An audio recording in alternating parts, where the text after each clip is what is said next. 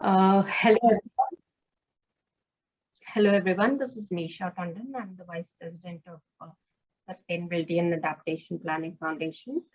Some of you might already be aware of our works, but for those of you who aren't, I'll give a short presentation about our works, and then we'll have a session on climate mitigation by Mr. Anupam Jain. And in the evening, after this presentation on climate mitigation, we'll have another presentation on carbon accounting by Mr. Sachin Patra, who's from Enking International. So I'll quickly start with the quick overview of our works. I hope my screen is visible. Lakshya, is it visible? Yeah, it's visible. Okay.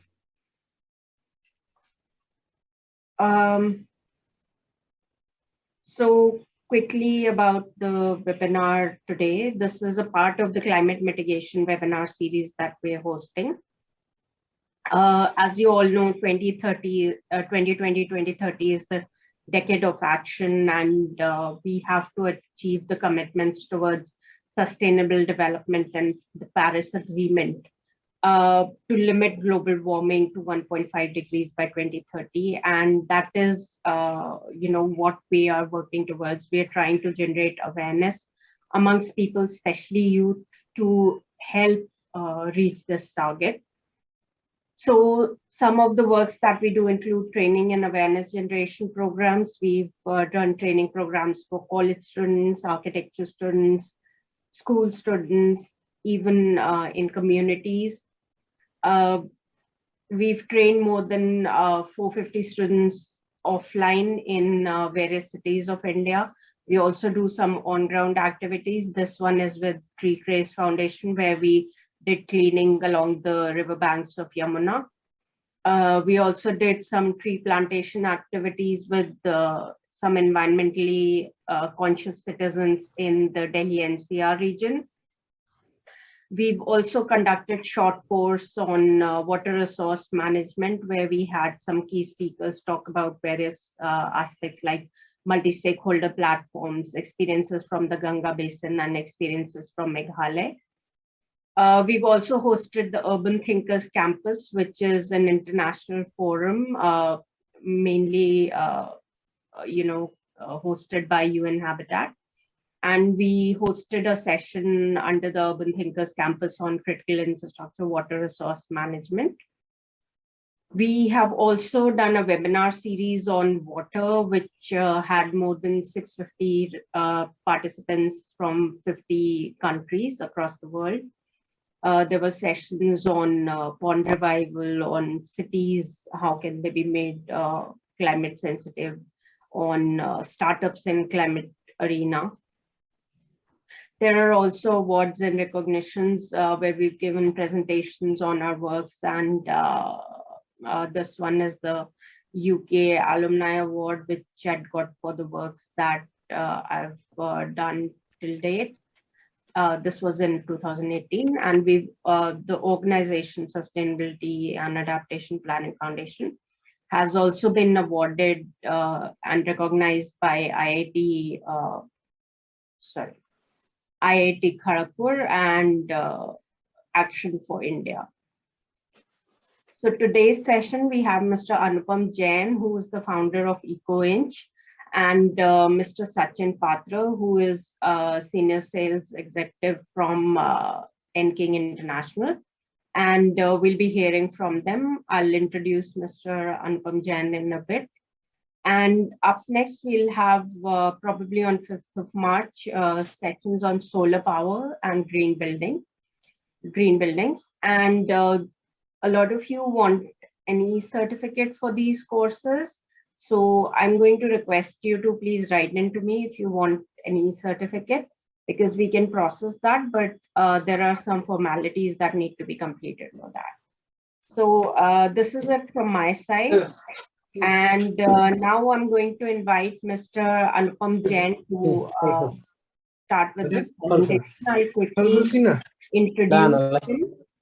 त्यो कचा कुचुक हुन्छ हुन्न के को कथा कुचो भन्ने ल दिदै के भएर त्यही होला All right. So I'll quickly introduce Mr. Anupam Jain. He is the founder of EcoInch. He is a senior green building specialist with more than 15 years of experience, and he has implemented environmental technologies, energy efficiency, sustainable planning in a number of projects across office buildings, university campus, railway stations, high-rise complexes, and other even institutional buildings. So Anupam, welcome, and over to you.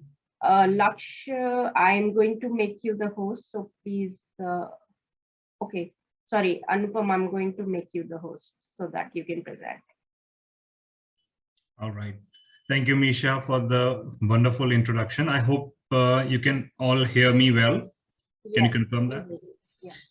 All right. And I hope you guys like my awesome background. Since we're talking about mitigation, I thought, I'll show what are we saving, some part of what we are trying to save.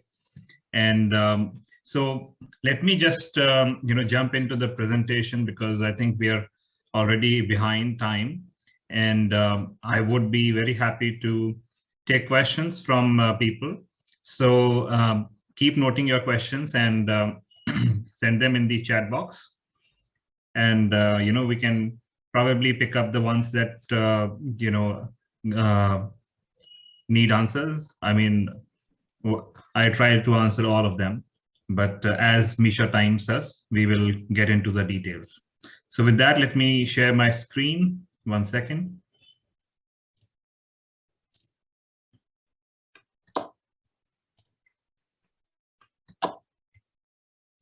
All right. The screen is visible to everybody. Misha, can you confirm? Yeah. All right. So we are going to talk about climate change. And the first step, the first session, we're going to talk about mitigation. And our climate is changing from the, lush green to the arid desert. Temperatures are rising globally. So global warming is a reality. We are losing the green cover. Trees give us the shade, the moisture, the ecosystem for other life to thrive. And all of that is going away. And why is it going away? Why are we losing these trees? Why is the temperature rising? Well, we all need a certain suitable temperature to live and thrive. If that temperature exceeds the normal, then things start to die. And that is exactly what is happening with the planet. Because of so much industrialization and so many man-initiated activities, we are releasing a lot of greenhouse gases into the environment. These greenhouse gases trap the heat from the sun, and what heat used to get dissipated back to the atmosphere is now unable to do so because these greenhouse gases trap that heat and they form a layer around the planet where they capture the heat, they store the heat, excess heat from the sun. And as a result, the global temperatures are rising. There is a real possibility of the small island states getting submerged, the countries, the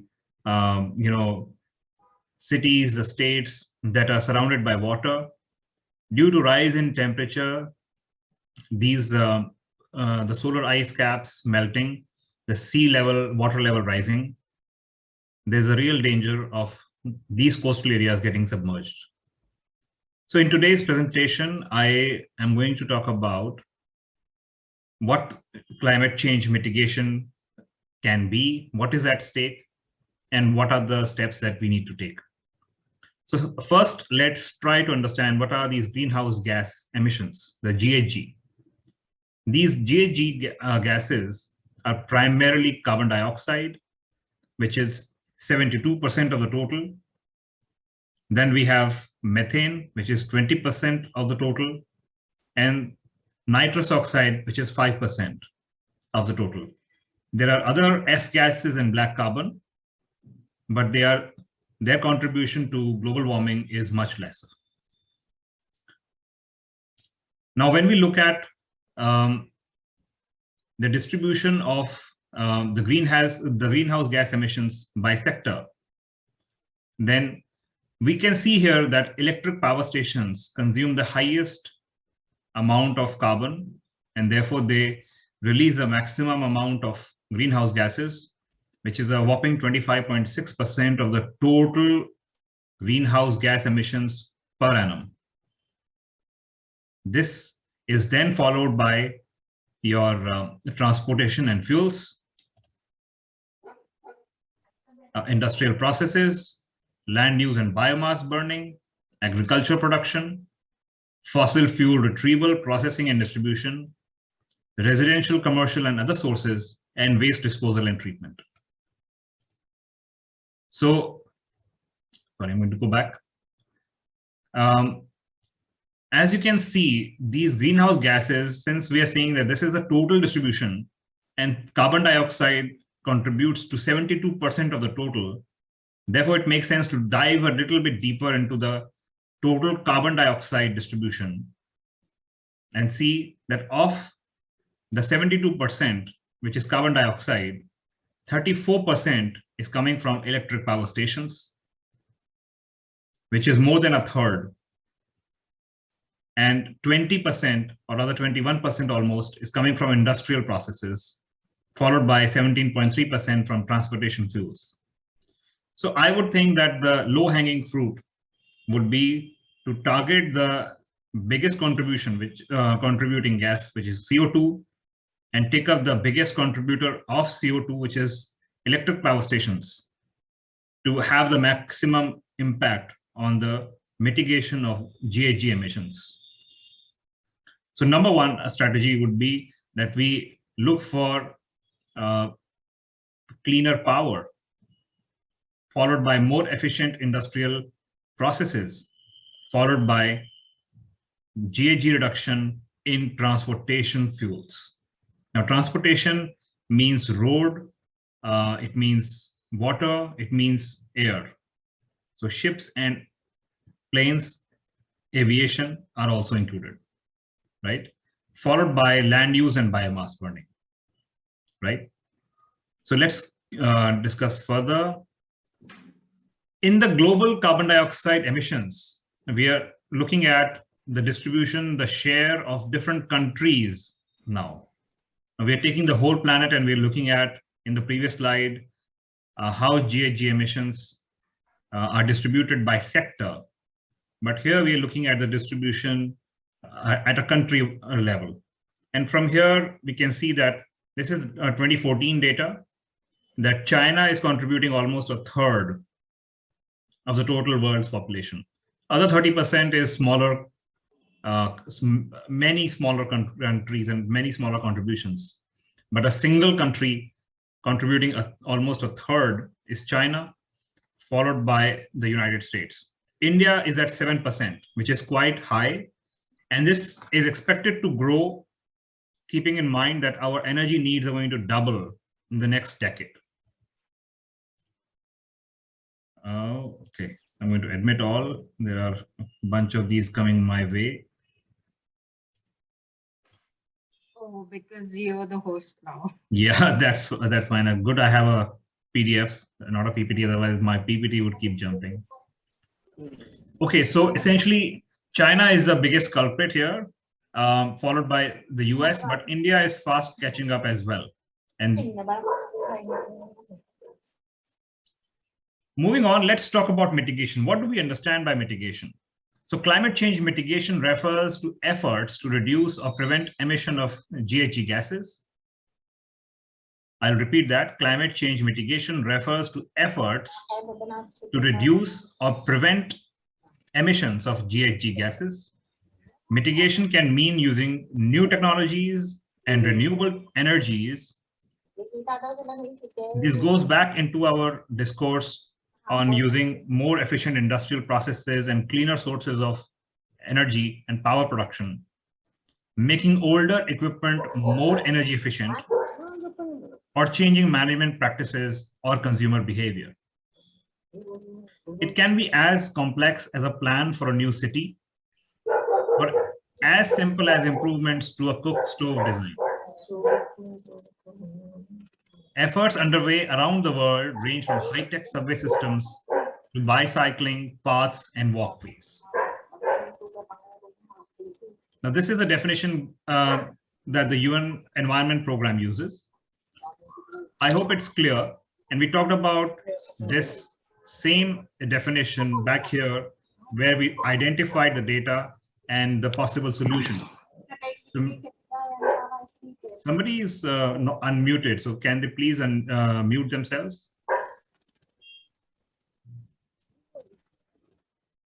All right. So moving on, how do we tackle climate change? So there is I think somebody's dog is barking. Now let me see who is this. This is Sapna Desai. I'm going to mute. There we go. All right.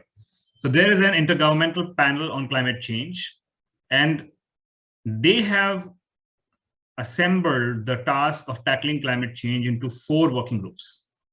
The first task at hand when we're talking about tackling climate change is assessing the physical scientific basis of the climate system and climate change, which is definition of the problem and putting a scientific basis to it. Second is the second group has the task of assessing the vulnerability of socio-economic and natural systems to climate change, negative and positive consequences of climate change, and options for adapting to it. So we're talking about the environmental and the social aspects. What are the consequences of climate change on the environmental and social aspects? And what can be done? What are the options available to us for adapting to changes to our economic, social, environmental systems? The third group talks about climate change mitigation, the actual development of processes and technologies, assessing methods for reducing greenhouse gas emissions, and removing GHGs from the atmosphere. Now, this is talking about the end solutions that are to be used for GHG emissions reduction. And the fourth is now they have developed a task group for the development and refinement of an internationally agreed methodology and software for the calculation and reporting of national GHG emissions and removals. There is a very big gap across the world between countries on what is an agreed methodology. How do you define GHG emissions and how do you calculate GHG emissions? So for instance, when we looked at the global distribution of GHG gases, though China is in our graph a 30% contribution to the total, they may dispute that and say that your calculation methodology is flawed and we are not contributing 30%. The US may have a different methodology, India may have a different methodology. So this intergovernmental panel is trying to create an internationally agreed methodology and some sort of a software which can calculate the reporting of such national GHG emissions and removals. Post COP26, which is the Paris Agreement, which Misha talked about, a lot of emphasis has moved on to the Sustainable Development Goals, and their specific indices have been created. So the UN has created a Sustainable Development Goal SDG index for the ranking of countries based on their achievement of the SDG targets. And now this goes similar to that IPCC, the Intergovernmental Panel on Climate Change, is trying to develop a similar internationally agreed methodology and software for the calculation and reporting of national GHG emissions and removals. So let us look at what is it that we're trying to preserve. We're talking about so much that is being done, so many things that IPCC is doing, but what are the major environmental challenges? We talked about how the GHG gases engulf the planet and they do not allow the heat to re-radiate back into space, and that heat gets trapped in the Earth's atmosphere and causes overheating. It causes rise in temperatures. So apart from the increase in temperature, as temperature increases, other problems start to occur as well. It's not just a simple function of increase in temperature. As temperature rises, pollution starts to rise. And remember when we said that the result, which is a GHG gas emission, the result is from the activities which are due to industrialization, due to urbanization, and many man-made activities. So all of those activities which are continuing to push more and more GHG gases into the atmosphere are also contributing to the pollution, which could be through the air, through water, through noise, through light, etc. We're talking about disruption of natural cycles. And all of these start to cause climate change. An ozone hole, melting ice caps, rising sea levels, hurricanes, avalanches, tsunamis, and other natural disasters, their frequency and severity has increased. Further, the depleting natural resources are getting destroyed.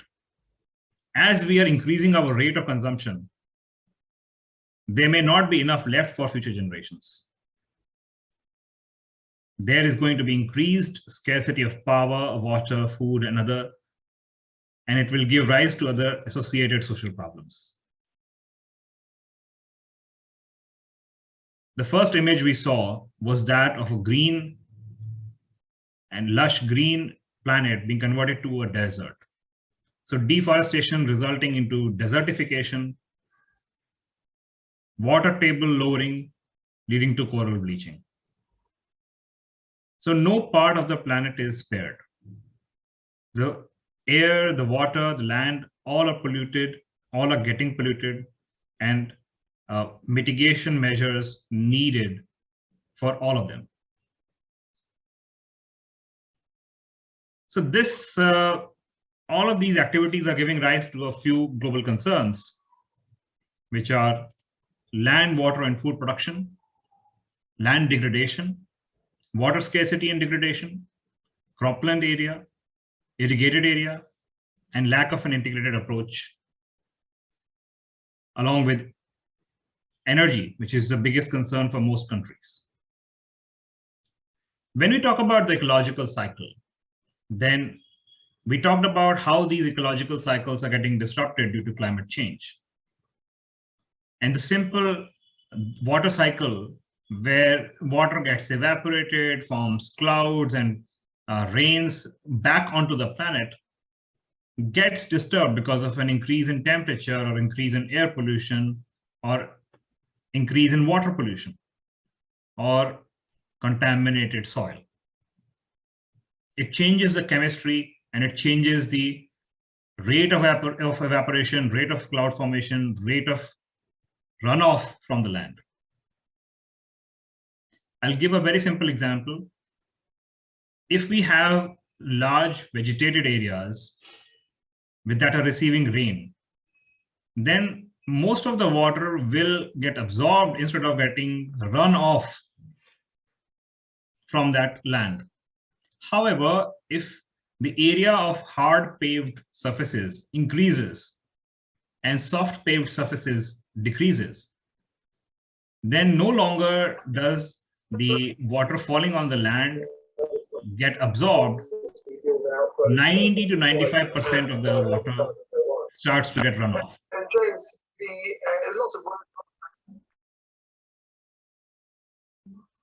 That again increases the water level in the, somebody is on mute.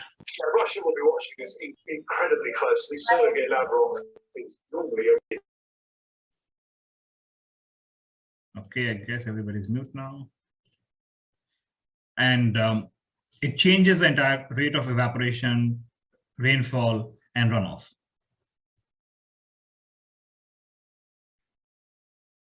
This is what we talked about.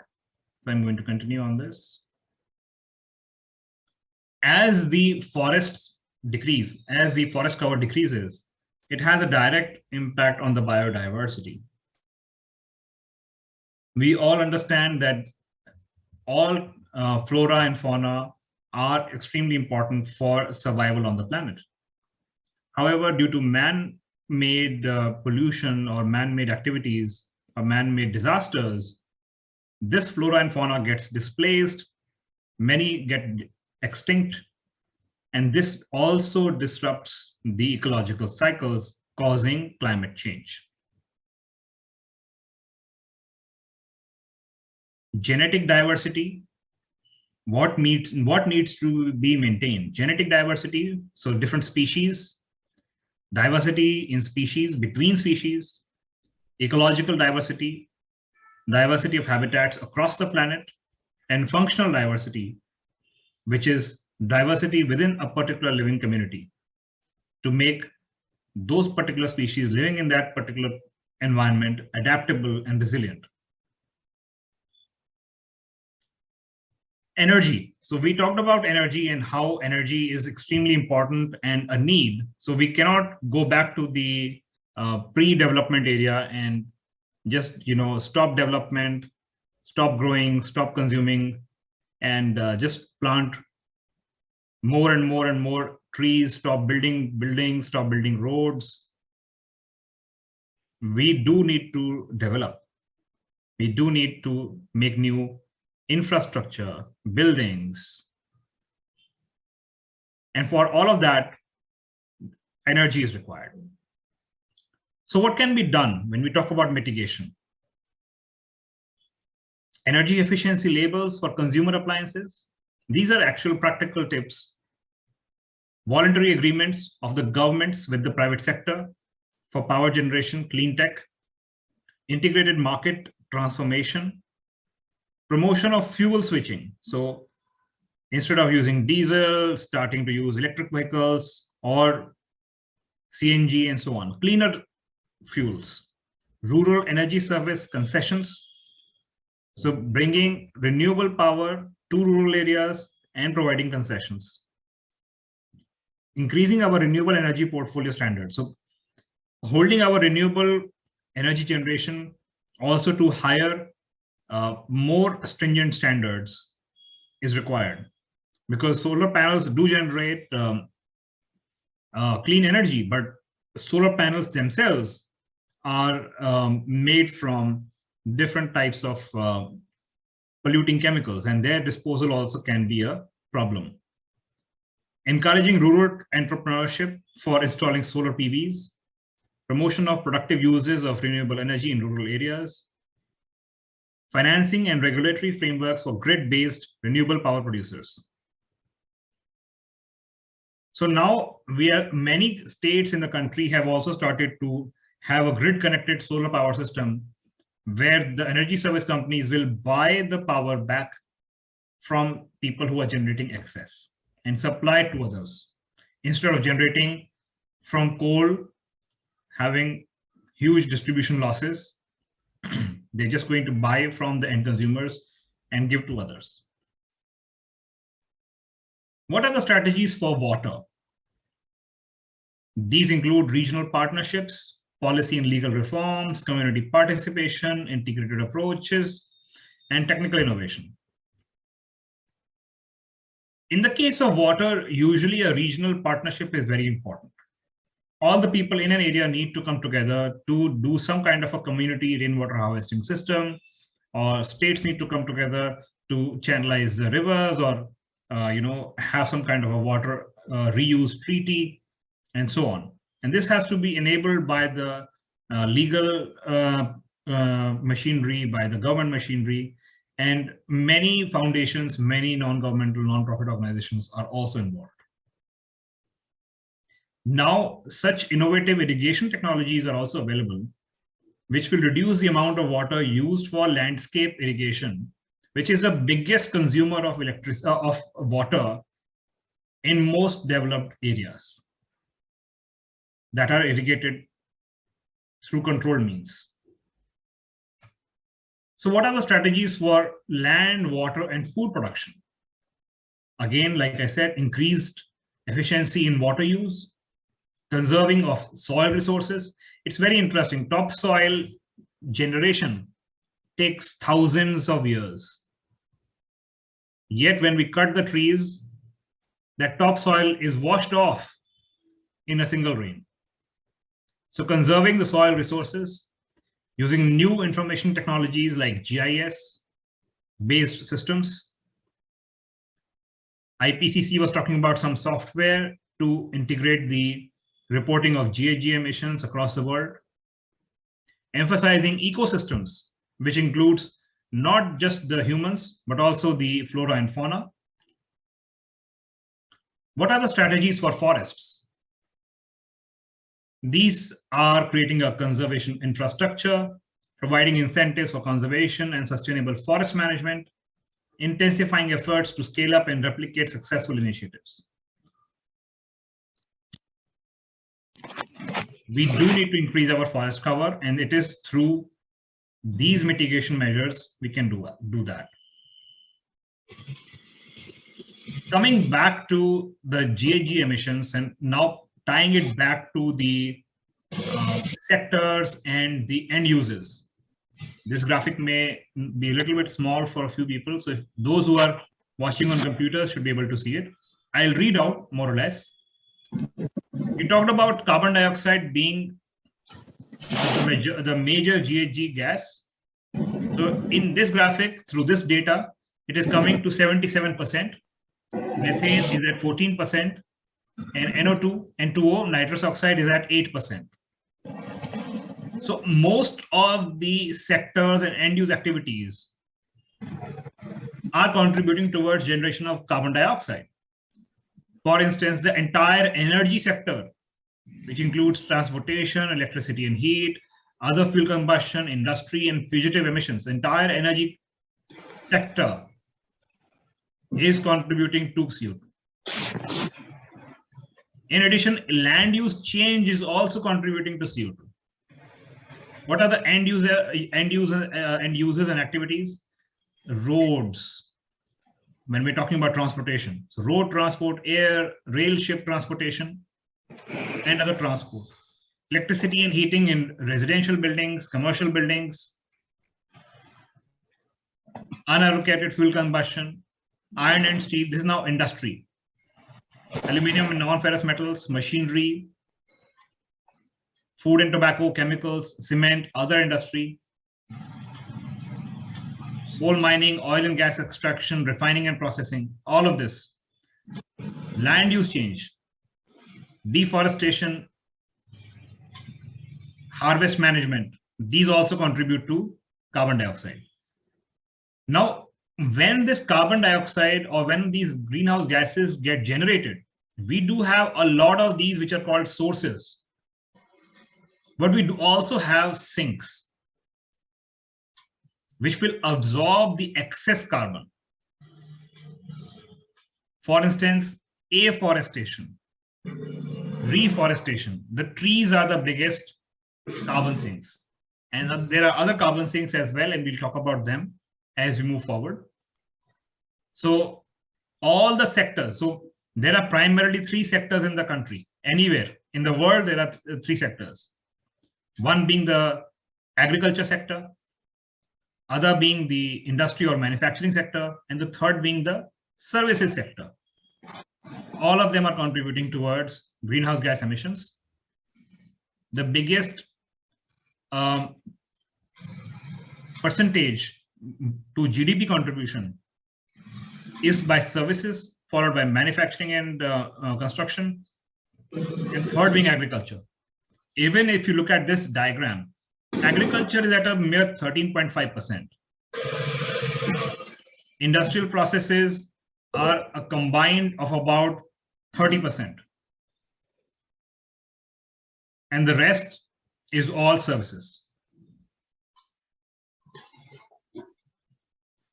So what are the sinks?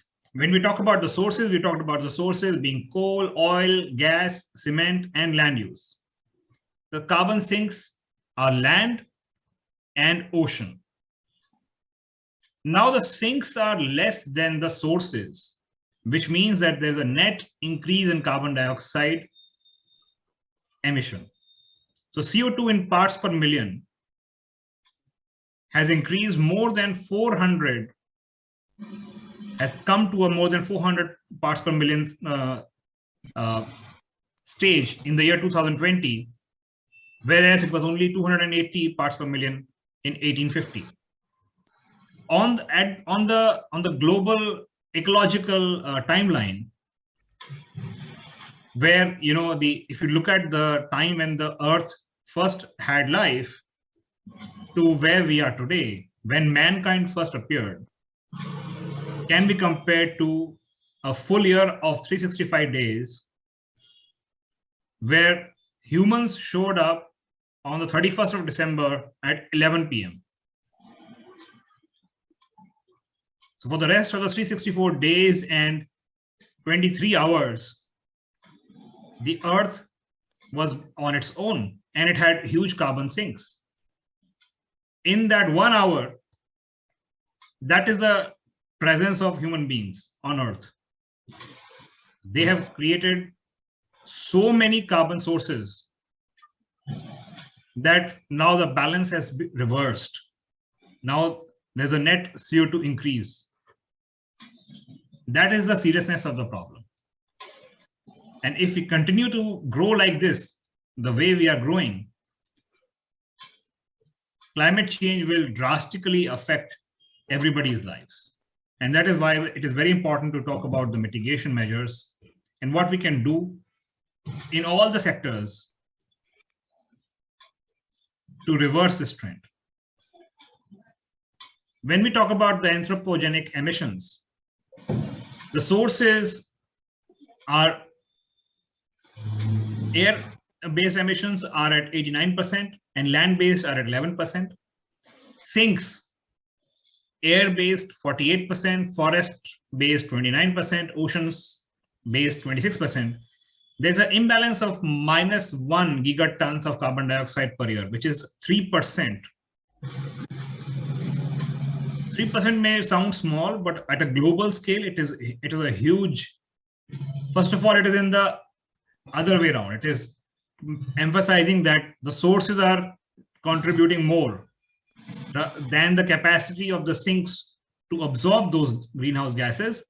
As a result, there is more of the generation of GHG emissions, and global warming is going to continue to increase, and the temperatures and the climate change is going to accelerate. Talking about sectoral decarbonization, transport. What are the solutions? We're talking about mitigation. So electric vehicles, marine bunker fuels in shipping, aviation biofuels. These need to be greened. There's still a debate on electric vehicles, that are they really green in terms of energy, because it just talks about the NIMBY, not in my backyard mindset, that I am not creating any GHG emissions where I am. That does not make that particular source of energy clean.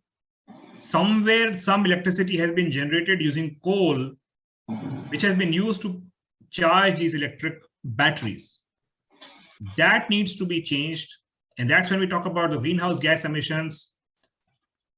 ISO 14064 talks about the scope 1, scope 2, scope 3 emissions. And scope 3 is supply chain management, greening of the supply chain.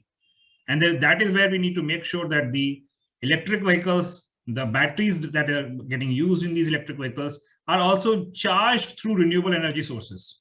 And those renewable energy sources are also non-polluting. The second category, heating and cooling. So we are talking about energy efficient equipment and innovative engineering, agriculture, regenerative growth, livestock genetics. So livestock is the biggest emitter of methane, and improvement in farming methods. Even though India is primarily agrarian, primary sector is agriculture in India, our farming methods are so wasteful that we have to import. We have to import all kinds of agricultural produce. Finally, in construction, the mitigation is through green buildings and passive architecture.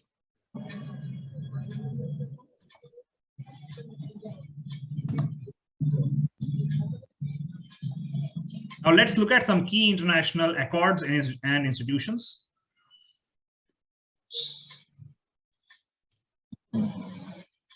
The UN Framework Convention on Climate Change, UNFCCC, has a conference of parties, COP.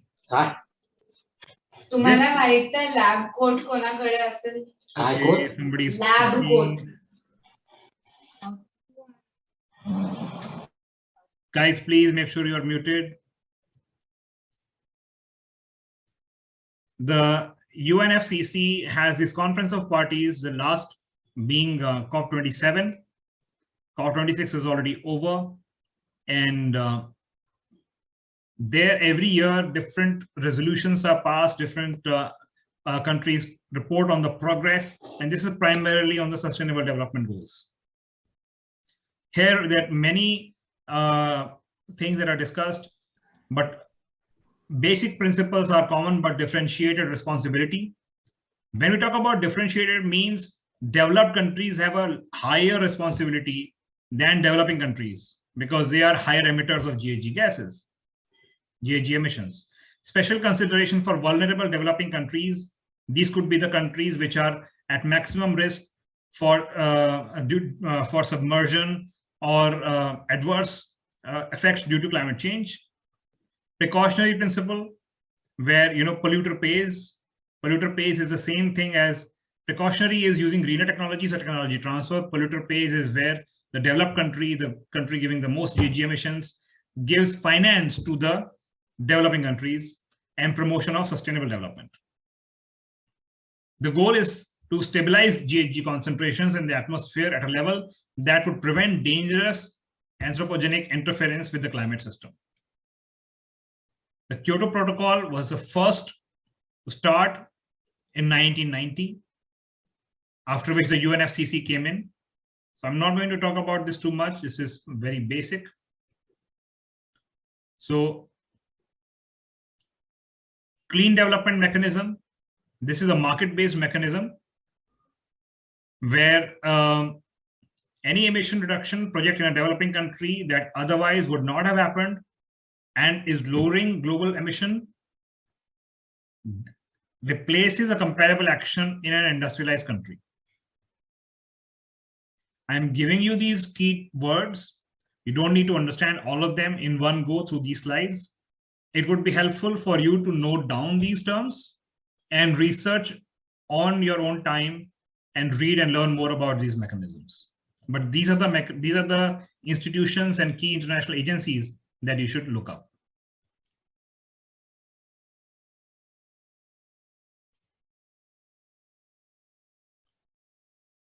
There are already many NGOs already working in addition to such governmental and public-private partnerships.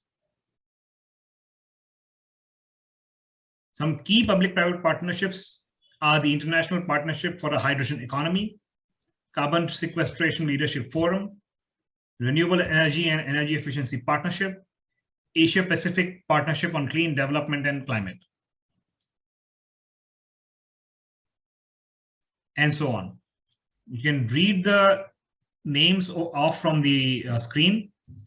What I would really encourage you to read about all of these one by one. It is really interesting to see how from the Kyoto Protocol to today, from 1990 to 2022, how the entire debate has shaped up at a global level on how climate change mitigation needs to happen at every country level and how it has come to the current state. And we'll talk about that as well. Ballpark, there are many policy and legal aspects for environmental management.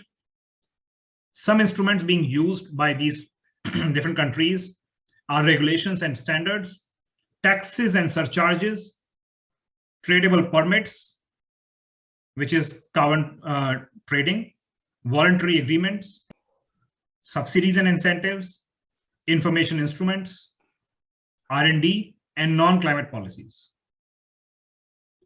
So taxes and levies is the most common and most simple. You just tax the citizens a little bit more. And this is usually done as excise duties or on motor vehicles to discourage people from buying personal vehicles and using public transport, or on waste. Tradable permits, this is the carbon trading, and there are carbon trading exchanges. So cap and trade mechanism, very interesting to see. There are carbon exchanges across the world, and how, for instance, in the European Union, if a company which is manufacturing is generating a lot of GHG gases, they need to offset a certain percentage of those GHG gases by doing some activities that are going to generate in more sinks for those GHG gases, which means that somebody else, let's say in a developing country, let's say in India, somebody has developed a large solar panel installation and they are generating clean energy. So they have these carbon credits. And a manufacturer sitting in Europe needs to cut down their emissions. So they can buy these carbon credits from this renewable energy person to mitigate the responsibility of having generated these GHG emissions. So market forces really determine what will be the prices for such activities. Then voluntary agreements. Voluntary agreements could be certain indices, rating systems, standards, certain local bylaws that are created in the countries, and they are adopted as negotiated agreements. So India has many codes and standards which are not mandatory, but they are encouraged to be used. For instance, the Energy Conservation Building Code of India talks specifically about mitigation through the use of reduction of electricity use in buildings, and that is used as a voluntary standard. So it could come in terms of goals. India has its own SDG index. So like the United Nations has an SDG index that ranks countries, in India, the Niti Aayog has its own SDG index for ranking different states and union territories. And that's a voluntary standard again. What more can we do? Ensure sustainable use of natural resources, principle of equity and eradication of poverty. Now, these are all coming from all of these international Kyoto Protocol and UNFCCC and so many of these. Principle of common but differentiated responsibilities. We talked about what is differentiated. Precautionary approach to human health, natural resources and ecosystems. Principle of public participation and access to information and justice. Principle of good governance, integration and interrelationship, especially with respect to human rights and socioeconomic and environmental objectives. But this whole language is coming from all of these different international treaties. And we'll see how they are embodied today and how they look like today. As a consumer, what can we do? And how does climate change affect us? So coming right from the big picture, the first image of the green planet converting to a desert, to how it affects us in our day-to-day life, is the standards and mandatory labels. For instance, when you go to buy a new air conditioner, you will now be presented with a Bureau of Energy Efficiency BEE 3-star, 5-star ACs. Similarly, you will have such options available for other appliances as well, where the energy consumption of certain equipment are available for you to see and check, and for you to buy sustainably. We talked about taxes and charges. Similarly, there are subsidies and incentives for encouragement of such mitigation measures as well. For instance, a building which integrates features of environment-friendly design can get an incentive of getting extra floor area ratio from their local development authority. So local development authority says you're allowed to build 1,000 square meters. You make 50 square meters more free of cost. You don't need to pay any fees to us. And we are allowing you to make this an additional 50 square meters just because you're making a green building. Communications campaigns. Now we see a very high degree of communication, especially with the use of digital media, that is talking about sustainable consumption. Everybody wants to go organic. Education, there are many new educational programs that did not exist. And corporate reporting. SEBI, the Securities Exchange Board of India, Ministry of Corporate Affairs, they have mandated the top 1,000 listed entities in the country to follow the business reporting and sustainability guidelines, BRSR, which, let me show you, looks like this. If you can see my camera.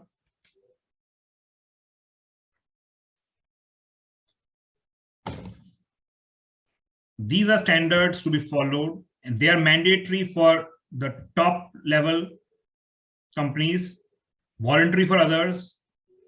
Same was the case with these standards and mandatory labels. They were initially voluntary, and then they started becoming mandatory, and then they're voluntary in newer appliances, and slowly they will also become mandatory in those appliances. So this is the future. When we talked about fossil fuel substitution, what are some low carbon energy sources?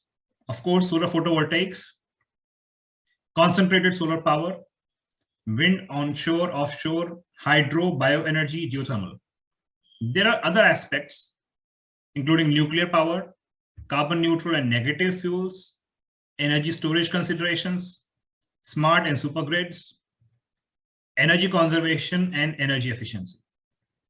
These other factors also need to be kept in mind, but they are not, these are kind of futuristic right now.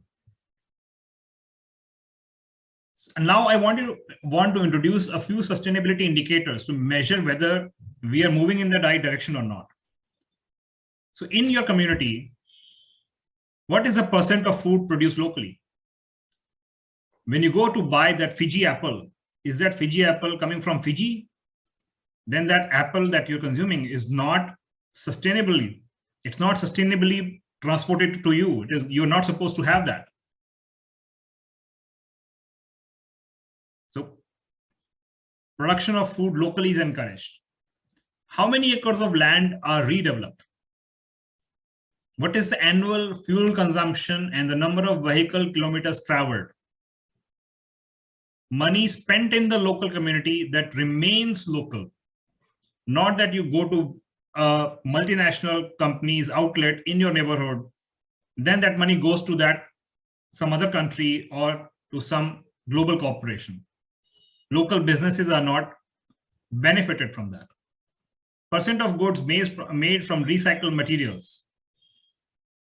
Like you have these food labels where you see the nutritional value of different aspects. You also start to see the recycled content or the contents of materials. And that is done through life cycle assessment. That's a technology, that's a methodology, and that's a calculation software-based method which is getting introduced in most of the construction and in infrastructure projects as well. Annual harvest of timber compared to growth rate. Are we cutting more or are we growing equal or much more? The number of new green buildings, the number of existing buildings retrofitted to become green buildings. Coming to leadership in sustainable businesses. As a sustainable business, replacing nationally and internationally produced items with products created locally and regionally, taking responsibility for the effects they have on the natural world, do not require exotic sources of capital in order to develop and grow, engage in production processes that are human, worthy. Now we're talking about also some social aspects and governance aspects, human, worthy, dignified, and intrinsically satisfying, create objects of durability and long-term, not use and throw, whose ultimate use or disposition will not be harmful to future generations, change consumers to customers through education. So not that you buy once and then throw away, you have repeat customers. This is what I wanted to draw your attention to. This is how the entire debate looks like today. So what started with Kyoto Protocol and what Kyoto Protocol started with, which is the climate change, and the first effort to mitigation was through Kyoto Protocol, today has taken the shape of these 17 SDGs, with each of them having their specific targets and goals. And they cover the environmental, social, governance factors that need to be addressed. And there are specific targets to be achieved under each of these goals. And that is a measurable, internationally agreed and accepted by all countries standard, which when followed will be a definitive step towards climate mitigation. With that, I would like to end. Thank you so much. And we can now take questions. Thank you, Anupam. I'll just change the host again. Yes, please. Okay. Thank you so much. And we have some comments in the chat box if you would like to take them. Also, if anybody has any questions, please write them in the chat box for Anupam. Anupam, maybe you can stop sharing the screen. Yes, so I have a question here, which is from Frank Cabrera. It is not the companies, then corporations, kleptocracy, which brought us here. How those strategies radically transform human capital and nature associativity. Well, see, what brought us here is very different to what you can do now. Of course, that is where the different countries disagree on how somebody is calculating greenhouse gas emissions. So today, if you start to blame a certain country for the outbreak of the coronavirus, you have seen their reaction, right? They would never say that it's because of them. And that's the whole point, that they will never assume responsibility. And it's futile to do that. Better to start pushing in such systems through education and international cooperation that will start to move towards the mitigation processes. The battle is half won when you realize that there is a problem.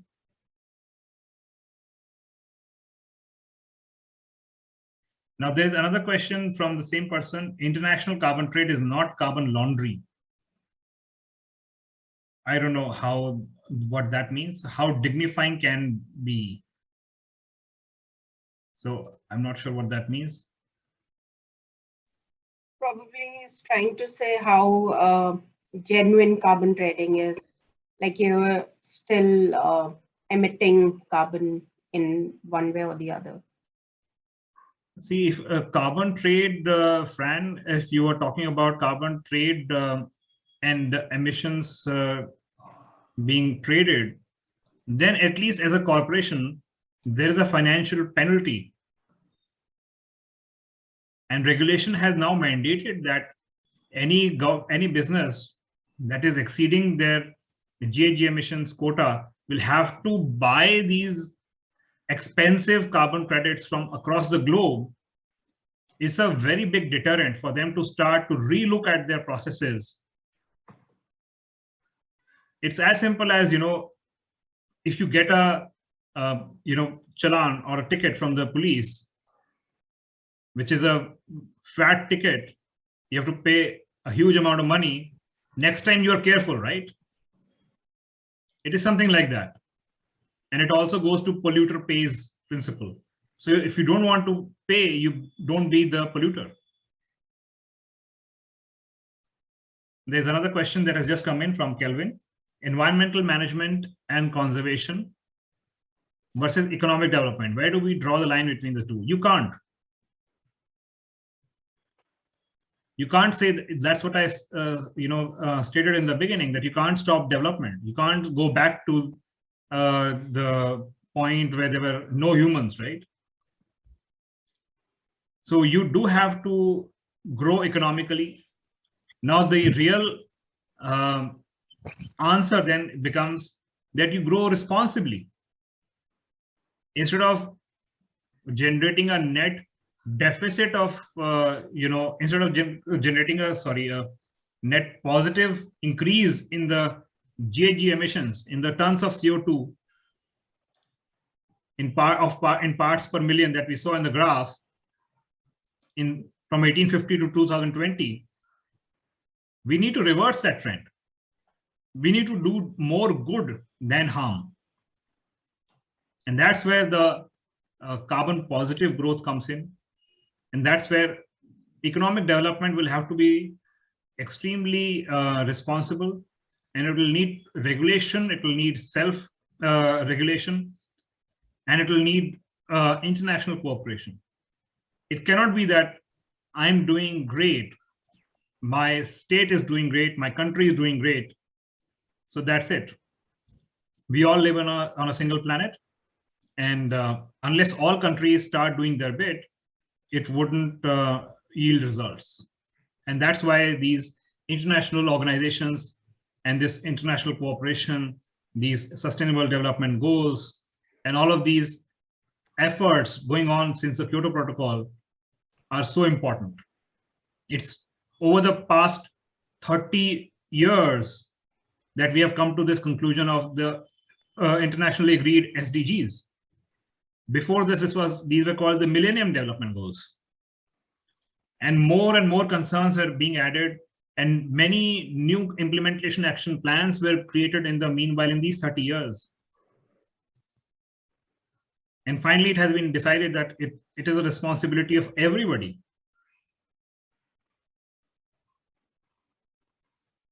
Any other questions, or we can close? Misha, your call. Any other questions? If anybody has, you can either raise your hand or type them in the chat box. We will be shortly starting with the second session, which is on carbon accounting. Mr. Sachin Patra is already here. So any questions before we close this session?